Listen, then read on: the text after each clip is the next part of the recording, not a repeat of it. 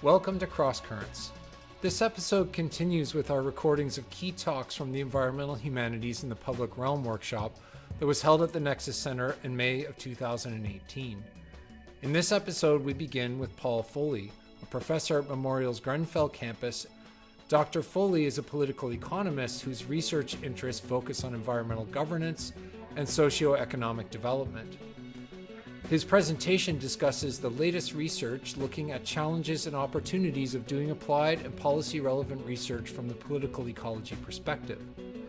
In the second part of the episode, Bipasha Baruah, professor in women's studies and feminist research at Western University in Ontario, and also a Canada Research Chair in global women's issues, speaks about how employment patterns change as we transition out of fossil fuels and what implications there will be for gender equality and social equity more broadly. Welcome to episode 9 of Crosscurrents, a podcast of Memorial University's Nexus Centre for Humanities and Social Science Research. My name is John Sandloss, and I'm the director of the Nexus Centre and also the host of the podcast. So my paper examines some of the challenges and opportunities of doing applied and policy-relevant or policy-oriented research from a political ecology perspective. I should say I'm sort of a recent partial convert to political ecology. I wasn't trained in the field.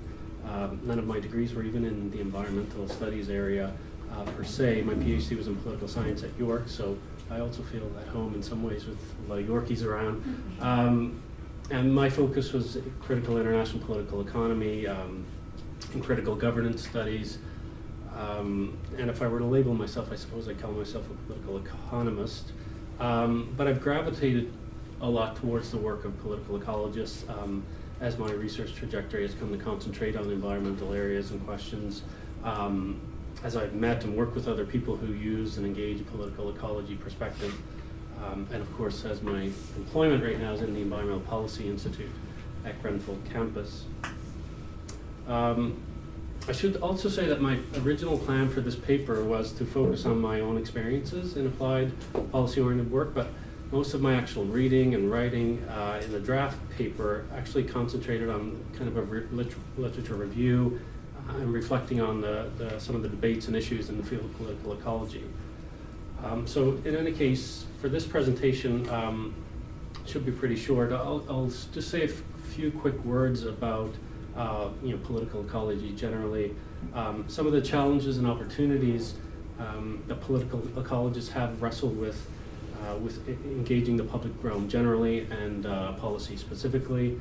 I'll then discuss the concept of entanglement to explain some of these challenges and opportunities, highlighting briefly some of my own experience in fisheries research. And I guess a basic position of for me is that at least for me it's quite meaningful and worthwhile to engage in the public realm, and that political ecology is a helpful approach at integrating social development and social justice principles into environmental scholarship aimed at the public realm. So what's political ecology? I'm sure many of you have read some political ecology work. It's generally a field of critical social science that developed in the 70s and 80s, focusing mainly on in the early years political economy analyses of the ecological implications of capitalist development. Now the field has really grown in very diverse ways, and there's no real shared understanding of a definition of the field, for example, but some shared elements tend to include critical theory, a critique of prevailing power relations, and an associated normative commitment to challenge social and ecological injustices, often by taking explicit sides with the marginalized and the less powerful. So, and these characteristics, of course, will sound familiar to many of us, and we've heard a lot about them already today.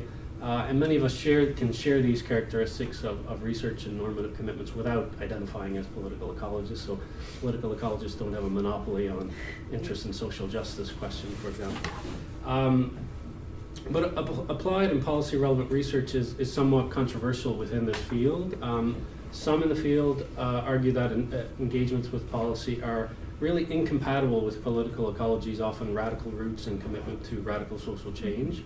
Others believe that strategic cooperation with policy institutions is necessary to influence change. So why some of this controversy, and what have I done to actually try to, with reviewing the literature on this? So some of the challenges is that there's a considerable degree of anxiety and trepidation amongst some scholars about conducting research that engages contexts heavily shaped by powerful colonial, capitalist, and state legacies and associated forces of exploitation. We've heard really good insight about that already in terms of indigenous communities and the past history of early anthropology and that sort of thing. Another challenge is that some critics also say that applied policy-oriented research means that researchers often have to accept money that is tainted in one form or another and that corrupts the research process. Another challenge is the structures of academic labor with often little incentive or reward for publication of policy-relevant documents or spending a lot of time with policymakers and implementers. Promotion and tenure requirements are a challenge as well. Also, building and managing relationships outside the academy can be time-consuming and an ethically challenging process in terms of so-called questions of independence and that sort of thing. Another challenge is simply convincing policymakers that critical political ecology work can be relevant and useful. Since the research actually often involves a critique of the institutions and audiences with which one is communicating, right? So, such as powerful bureaucracies. But there are opportunities, and some of these relate to the challenges.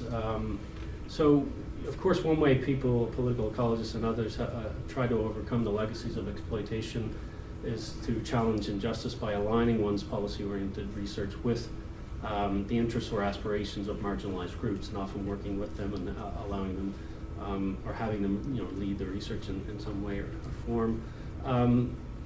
Academic contexts are also changing. The fact that we're here at this workshop today is indicative of a growing interest in public engagement. SHRC is very much interested in bringing knowledge out into the public as well. So these contexts are changing. Political ecologists, I think, like a lot of critical scholars, can also engage policy by helping to shape agendas, ideas, discourses, and decisions of powerful institutions. So we've heard it all, this morning about some of the ways in which discursive practices can be taken advantage of. Political ecologists can also, I think, strengthen and build alliances with some policymakers and implementers, which can help not only say needs of the state or policymakers, but also pressure points or windows of opportunities where policy change can be attempted or resisted, right? So it's not always just doing what the state is interested in, but maybe understanding how to resist some state decisions.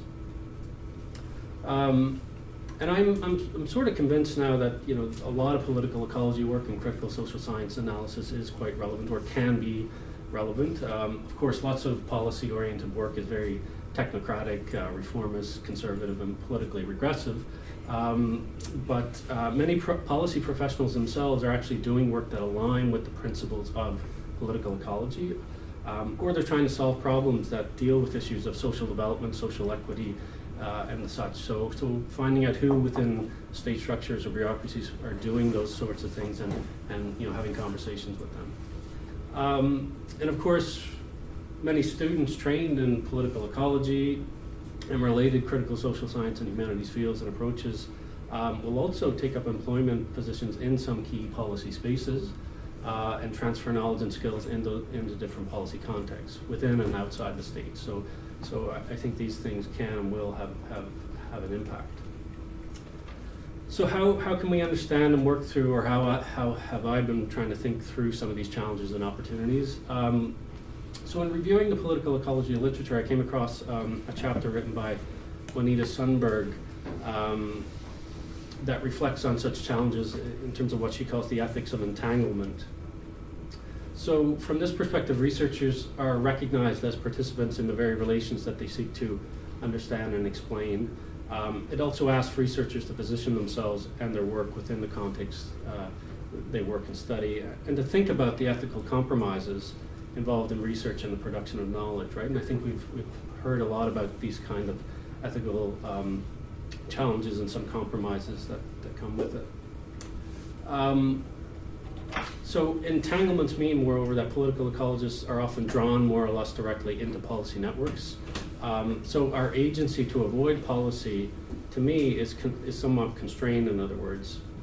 So I'll quote the political ecologist Anthony Bevington here, who says, quote, "For regardless of what the scholar might decide, it may be that these networks end up finding the work of the scholar useful and asking the scholar to play certain roles that they may not be willing or able to choose for themselves," end quote.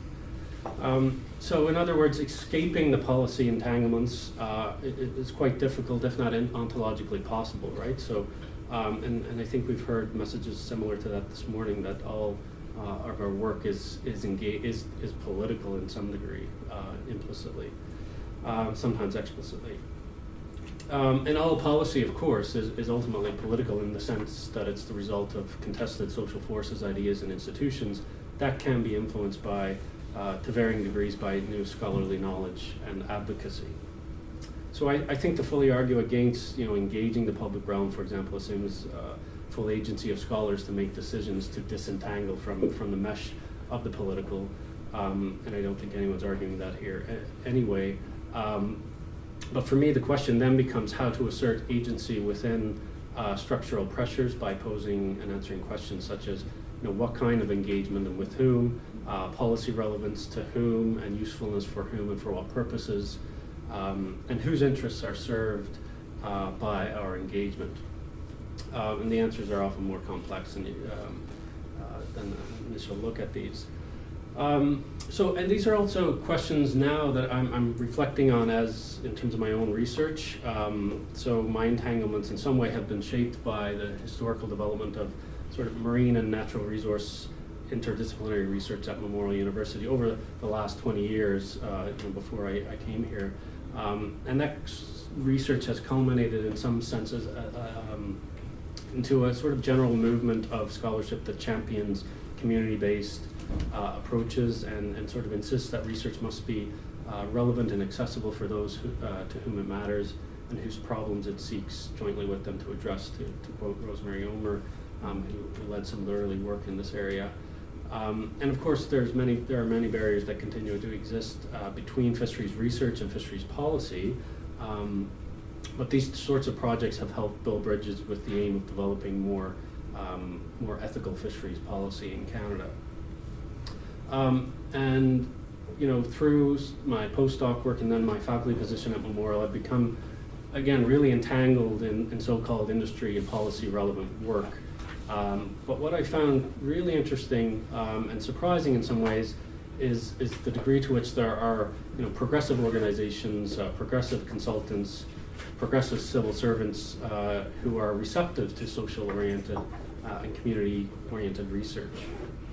And in fact, after I landed in St. John's yesterday, I met with two mid-level civil servants within the government of Newfoundland to discuss a small project that I'm doing, partially funded by them, and to talk about maybe future collaboration.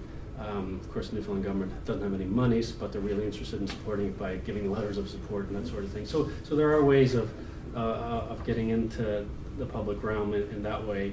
I am really cautious about this and somewhat nervous, and there's still a lot of trepidation really about engaging the state in this way, but there are progressive forces within. And I also feel a sort of obligation of sorts to really use my privileged position to influence public policy in at least progressive ways, right? So, and it is challenging. In areas such as identifying policy relevant work that specifically supports marginalized producers and communities, engaging and managing relationships, as I said earlier, with partners, is time consuming and challenging, co-constructing research questions and research design with partners. We've heard about that as well today. And of course, recognizing that marginalized groups are not homogenous or without conflicting interests and identities, of course. But I guess I nevertheless agree with some of those within political ecology who think it's worthwhile to engage the policy community. It can be, of course, tricky business with inevitable compromises, I would probably say. But this is partly why I like to think through this in terms of entanglement, right? And we're all entangled to some degree, so that it's how we manage that. And like other folks here, I think this paper was sort of a last minute put together that's very in the early stages, and a new type of writing for me in this area. So I definitely look forward to your feedback and advice on it. Thank you. We'll now hear from Bipasha Baruah on gender, work, and the green economy. I had a bit of difficulty knowing how to frame this talk. So when I first heard from John, I thought, is he interested in kind of the content of this research, or how, some of the things I've done to communicate findings, that kind of thing. So I'm going to try and do something in between, and hopefully it works for everyone. So my research has always kind of straddled, I would say, global political economy as well as global political ecology and gender. But this particular topic, which is how will employment patterns change as we transition out of fossil fuels, and what implications will there be for gender equality and social equity more broadly. This, I started looking at this in 2012, and it happened partly by accident. I was at a conference in Toronto called Work in a Warming World. It was actually a big project at York University, and it was a conference. And one of the groups that presented there was the Blue Green Canada, Blue Green Alliance, and they were kind of introducing this campaign, and it was all over. It was at the conference. They had it all over Facebook. Maybe some of you have actually received it on Facebook, seen it do the rounds on Facebook. And while I thought it was interesting, and I didn't necessarily disagree with what was in it, I just put up my hand and asked very cautiously. I said, I get that, fossil fuels are kind of capital intensive, and I get that clean energy is more labor intensive, so I understand that there's a potential for greater job creation. But I just want to know a bit about these 15 jobs. What kinds of jobs are we talking about? Are we talking about full-time, part-time jobs with benefits, precarious work versus stable work? And it was very obvious that, the person who was presenting this very well-intentioned campaign, those were not issues that they had paid much attention to, or where they didn't actually know the nuts and bolts, they weren't thinking about them. So I kind of thought, if I want to know the answers to these questions, I think I'm going to have to do my own research. So I kind of started not intending to take on a project where I look, a global perspective on employment in renewable energy. But initially it was much more practical. I was just collecting what I could. I was collecting what was in the public domain, and I was kind of analyzing it and trying to understand trends. And it became obvious pretty quickly that there isn't a whole lot that tells us what kind of employment is going to be created or is being created. So we don't have as much empirical evidence of the kinds of jobs being created, benefits, who gets the jobs. I was very interested in that, like what does equity look like, or what could it look like? So I started collecting as much as I could on my own, the empirical data. And at this point, I've conducted comparative research and knowledge synthesis of women's employment in clean and renewable, understanding that the two are not always the same. In OECD countries, I've looked at emerging economies as well as developing countries, and I realized that those are kind of problematic silos, but I kind of had to do that just to be able to do this research, obviously.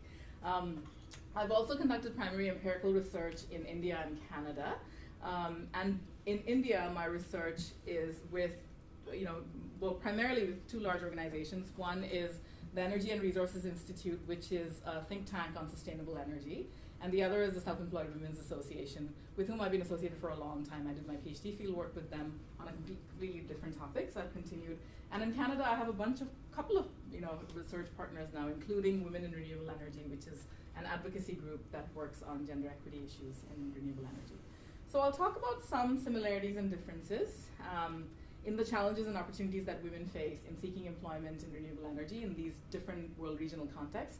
And some of these are somewhat counterintuitive, and you may have read them in the paper as well. So I hope that'll make for an interesting discussion, ask me questions.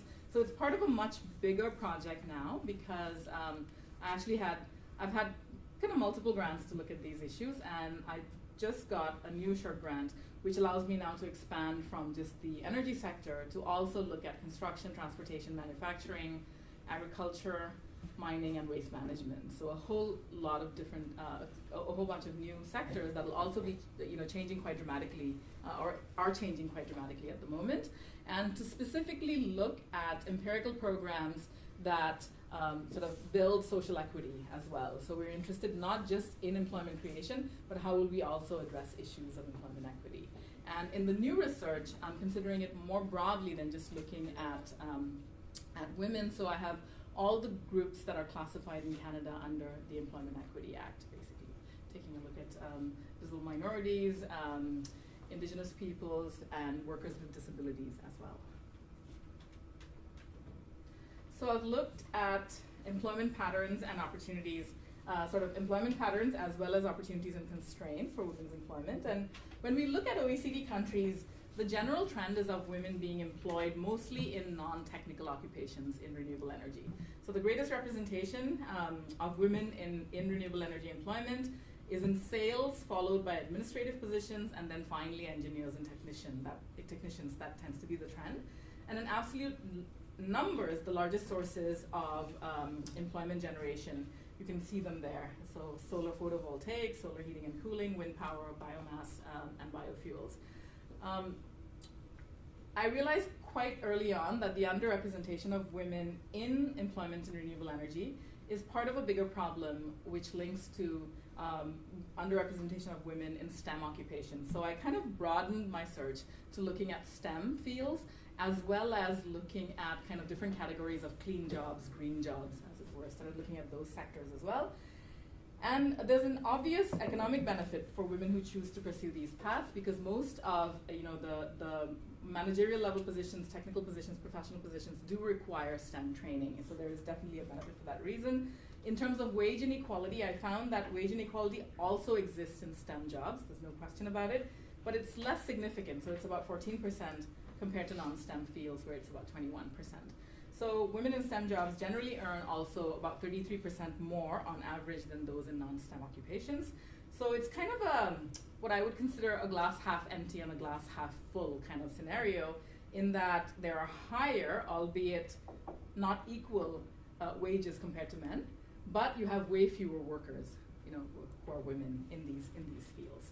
So then I also looked at, and these are broad stroke findings, obviously. If you're really interested in a lot of the detail and nuance, please look up my work and you can find a lot of it online. I looked at OECD countries. Those are the ones that I was able to find reliable data on in terms of data that already exists. And I've started doing some primary work in Canada. So I looked at those countries, and actually this is pretty interesting. I put it up there because the boards of publicly traded energy companies in Canada are 93.9% male, and there are 6.1% women. Now what's really interesting is that there are actually almost 12% of those men are called John, David, or Robert. So there are actually almost twice as many men called John, and with no disrespect to anyone called John, David, or Robert, there's actually almost twice as many men called John, David, and Robert compared to women. And these are publicly traded energy companies in Canada. I just thought both funny and depressing, but I just like to put it up there. So when we look at emerging economies and developing countries, so I looked at Brazil, Russia, India, China, South Africa, and developing countries. The volume of employment is quite great, so there is tremendous potential. There's understanding that there's tremendous potential for it to grow sustainably. It's also economically viable alternative to traditional sources of energy, but it's quite difficult to do analytical work because sex disaggregated data on employment is really spotty everywhere. So it's very difficult to analyze trends and make comparisons, obviously, for this reason. And estimates of women's employment I find vary quite dramatically as well, depending on whether or not the analysis includes or excludes large hydropower and informal employment in renewable energy. And even the organizations that work on these issues, so if I think about the International Energy Agency, for example, classifies even nuclear as clean energy, which I don't, classifies large hydropower as clean energy as well. But IRENA, which is the International Renewable Energy Agency, which is kind of models itself along a UN organization, they don't classify, obviously, they don't include nuclear or large hydropower in their definition. So there are all these internal conflicts in definitions and who counts what and who doesn't count what as well. The other things, I think particularly if you count informal employment in renewable energy for things like traditional biomass, fuel crop production in developing countries and emerging economies, the numbers are astounding because globally today, there are more than 50% of the world's farmers are actually women. So if you take that into consideration and think about production of traditional biomass, a significant number are obviously women, maybe as high as half, so 50% of the number. So it's obviously a very important production of fuel crops. I looked at, for example, Jatropha projects around the world, community-based projects, especially the kind that integrate Jatropha both as a fuel, where it's integrated with food crops, and tried to look at the results of those, and found that employment generation was actually pretty decent, and they also kind of did things like reducing the drudgery of fuel collection for women, improving their participation in community affairs and decision making. At the same time, there are all these warnings, obviously, about shifting from integrated fuel and food production to monocropping for commercial production, because that's when we see the loss of land, income, food security very clearly, and you're all obviously familiar with the food versus fuel kind of debates. And I had to delve into that because there is obviously, I had to look at employment generation in these fields and then look at what is lost, what is gained, that kind of a thing, right? So I had to take those into consideration. We do have a really good sense of the numbers of jobs that are being created, though, in things like in developing countries. Often it's very insecure employment, it's precarious, but things like earning commissions for selling stuff, like selling clean cook stoves, or selling improved cook stoves, selling solar lights, decentralized systems, so that kind of thing, or doing manufacturing work, installations, operations, maintenance. We have a pretty decent sense of the numbers in those kinds of occupations because they tend to be run by governments or by NGOs or private sector and social enterprises. But the jobs generally tend to be pretty poorly paid and precarious. There's no question about that in those. So that's an important piece to consider. If I talk about kind of these are broad strokes in terms of what emerges when I look at my data, some big themes that emerge. What are the barriers? What are the opportunities? And it's very interesting because a lot of the barriers can become opportunities if you have changes in policy, for example, or shifts in social attitudes towards certain things, to things like gender relations. So I had to consider this topic on a much wider canvas than just looking at women's employment in renewable energy, right? So you can obviously probably guess what they are. I'm not going to go into too much detail about them. Misperceptions about women's ability to succeed in some of these fields, societal as well as self-misperceptions, I found to be quite intense, it's in the literature everywhere. But that didn't surprise me so much. What I found quite surprising was that there were these fairly interesting trends around the world. So in general, I found, for example, that there are OECD countries tend to fare more poorly in terms of women's employment in technical fields and in women's ability to study STEM fields, for example. So the professional community of engineers, for example, in OECD countries don't seem to be doing as good a job of presenting engineering, for example, as an occupation that is very highly socially rewarding, financially well compensated. On the other hand, I found much higher levels of participation in these fields in very, very unpredictable, I found very high levels, for example, in Yemen and in Saudi Arabia, for example, for women's participation in STEM fields.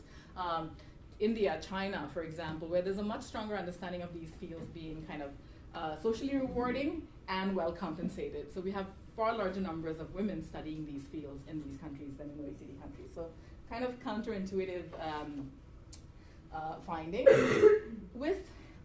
Given the obsession with, in our current neoliberal economic climate, kind of self-employment and entrepreneurship, these are such buzzwords, right, for livelihood generation, that I had to actually look at what's happening. So are there women developing enterprises in these fields? And I found that generally women seem to do quite well with self-employment, provided there is really decent access to social protection floors.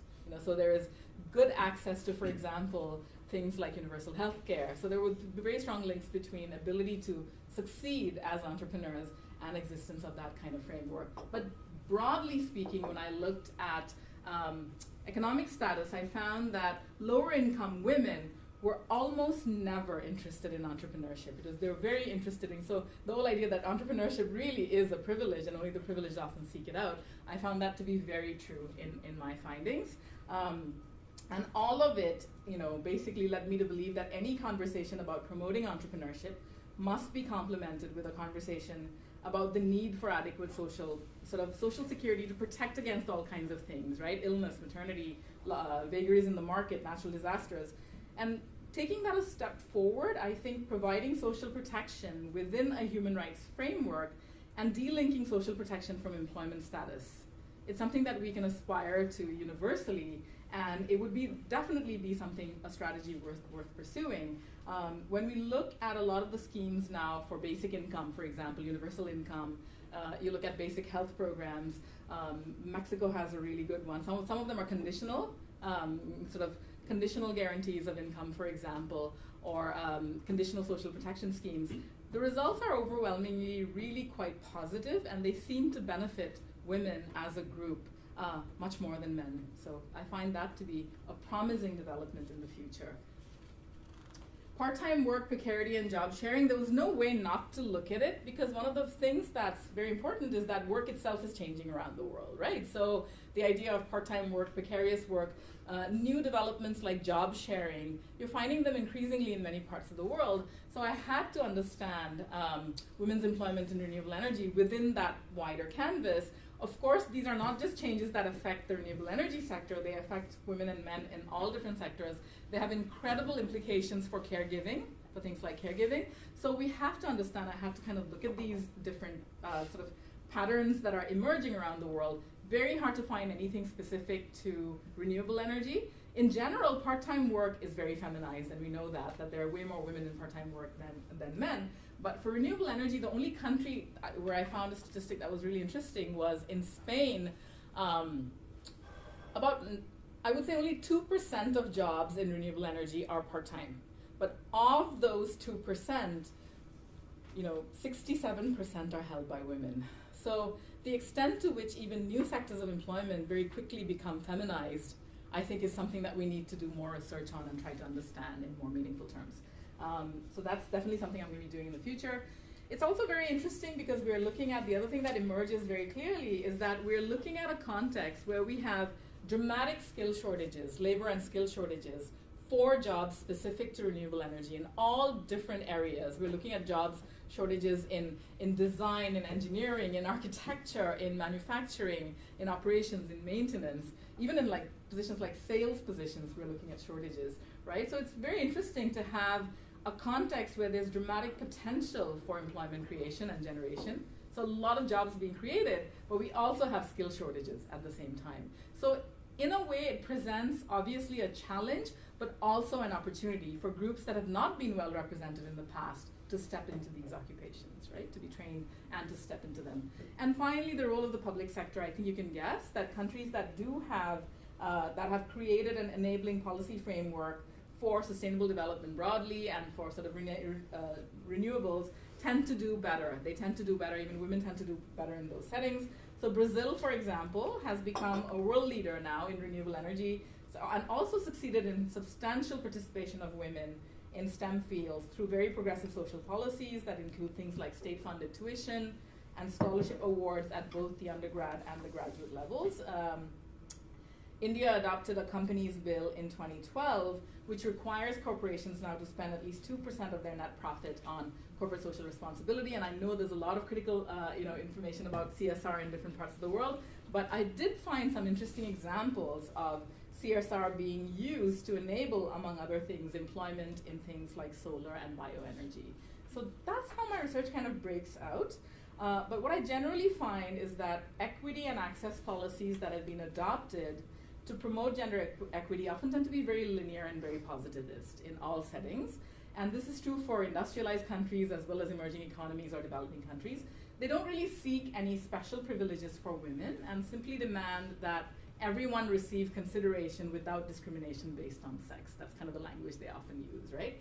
And they tend to be inadequate because they fail to address a very wide range of social and institutional factors that prevent women from succeeding, and also because they don't really demand any preferential hiring practices to correct historical and contemporary injustices and inequalities. So the growth of this sector should obviously benefit everyone. It should benefit women, it should benefit men. But we have to be very proactive about enabling women to establish a stronger equity stake in order to compensate for historical and contemporary economic injustices and unequal outcomes. And this will definitely require more concrete and proactive actions and policies. What's happening right now is we're simply creating opportunities for training and employment in new fields and suggesting that women are kind of not unwelcome in them. That's kind of the message that keeps going out, right? That you're not welcome in a field, but you're kind of not unwelcome. And I think that needs to change quite dramatically. I want to say a little bit about, so these are obviously broad strokes that are emerging from my research, a little bit about publishing or sharing findings in non-academic forums. I enjoy doing this. I put out a lot of my research findings in a variety of formats. So for example, I produce these conceptual animation videos, which are actually harder to produce than they look, because you need 130 words of text to translate into 1 minute of video. And I have someone helping me do this. So they're hard to make. It's very hard to, if you can think of how hard abstract writing is, right? So it's the same thing, and you don't want each minute costs quite a lot, so I don't want the videos to be longer than 3 or 4 minutes. So usually I aim for 3 or 4 minutes, and it's kind of hard to get these complicated messages into 3 or 4 minutes, but they can be, I mean, they're interesting, and I'm always astonished by the number of people who contact me because of the conceptual animation videos. They've never read anything by me, clearly. Jump in, but who's the target audience for these? For these? Okay, I've seen them do the rounds. Like the research agencies in Canada, SSHRC uses them now in a lot of their promotional materials to share results. They've been shared on a lot of online, like Huffington Post has used them, Policy Options has shared them. A lot of international energy agencies are using them now, a couple of them, the Energy Agency, Renewable Energy Agency. So they do get quite a bit of traction because people don't read, right? So no, actually, yeah. Can we say one? Well, actually, we could. Yeah, sure. Oh no. Okay, let me finish this, and then maybe you can pull it up at some point. Yeah, I don't want to pull take it up. somebody else's time. But It's okay. you want to do it? Yeah, Okay. I do. So conceptual animation. Let me just finish, and then we can show one maybe from Yeah, there. Okay. that sounds good. Yeah. So the other thing I do quite consistently is obviously I can publish my work anywhere I want, but I also in the sense of like you can go to and gender in the sense that it's interdisciplinary research, right? But then I often try and put it in some parts of it in like say feminist economics journals, but I also try to aim it for example, United Nations journals, because I find that they get a wider audience, more people tend to read them. They tend to be more like scholars, practitioners, so policymakers. So they tend to get a wider audience. And one thing I like to do is a lot of, I don't know if it's because, I think part of it is the fact that there are very few people working on equity issues right now in this kind of like the just transition. There's a big focus on the technology and the financing, but less so on equity. So I find that a lot of these organizations have published working papers and policy briefs based on my research. Sometimes it's a little bit interesting because, for example, like I said, the contradictions with IEA defining nuclear as clean and defining as well large hydropower as being clean energy, which I don't consider.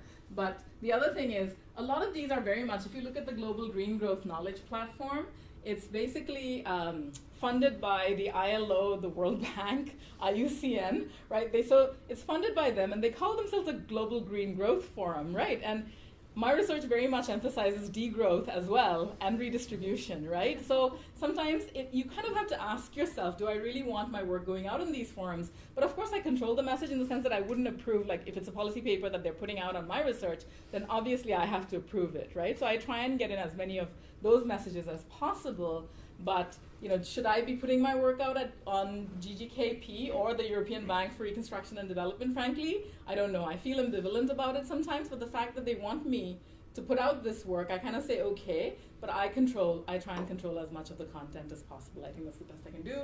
I do a lot of the op-eds I've been writing them for The Conversation, for Policy Options, for Huffington Post. And yeah, a lot more people read them, of course, and get in touch with me, as Ashley was saying earlier. They'll say, oh, I read this by you, it was great. So you get a lot of that kind of feedback. But of course, there's also the incredible trolling that goes with being in these spaces, right? And we all know it's borne disproportionately by women, by people of color, so I'm a terrific target. So I was actually thinking of doing a word cloud of all the comments on my op-eds, but I won't. I didn't, but you can imagine. So some of it is, you kind of ask yourself, if the level of public discourse is this low, then why am I upsetting myself by putting myself out there like this, right? So I do get positive comments as well, and people, as Ashley mentioned, people will write and say that something resonated or they liked it.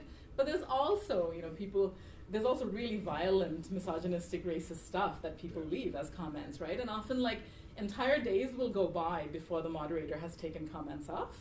So, that's kind of the downside of, I think, doing this work. I enjoy doing it, so, I think it's worth doing.